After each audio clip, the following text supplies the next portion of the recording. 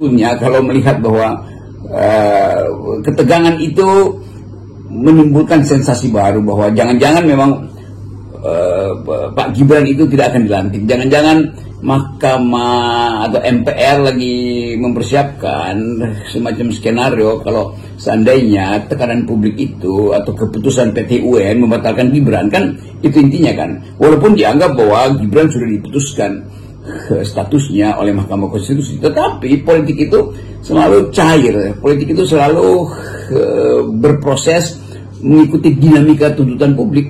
Jadi masih terbuka banyak option ketika Gibran akhirnya dibatalkan sebagai wakil presiden. Dan permainan partai-partai kita tahu bahwa kecanggihan Golkar, kecanggihan Demokrat, kecanggihan Gerindra bahkan itu tidak tertandingi oleh sikap formil bahwa Gibran itu harus dilantik sebagai presiden. Walaupun mungkin ada pelantikan, tetapi dari awal peristiwa dimunculkannya Gibran itu udah bermasalah. Jadi kita mulai membaca manuver-manuver elit itu. Jadi komposisi politik hari ini adalah komposisi yang dibentuk oleh harmoni atau disharmoni di kalangan elit. Kalau disharmoni itu artinya akan ada proses di MPR untuk membatalkan pelantikan Gibran. Nah, tekanan publik ini berlanjut terus dan kita lihat bagaimana udah 2 bulan ini publik netizen tidak menghendaki Gibran dilantik.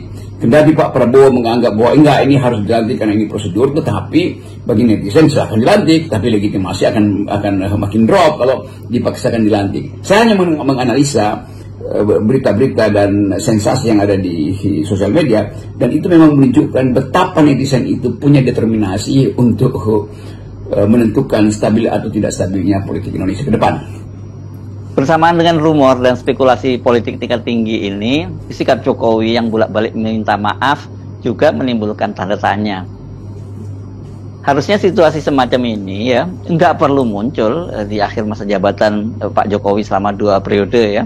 Nah, ini semua ya karena ambisinya ingin terus memperpanjang kekuasaannya digagalkan, dan jadilah dia kemudian melakukan berbagai manuver cawe-cawe untuk mewujudkan politik dinastinya yang pada awalnya kelihatan berhasil, tapi sekarang ini tanda-tandanya ini jadi backfire.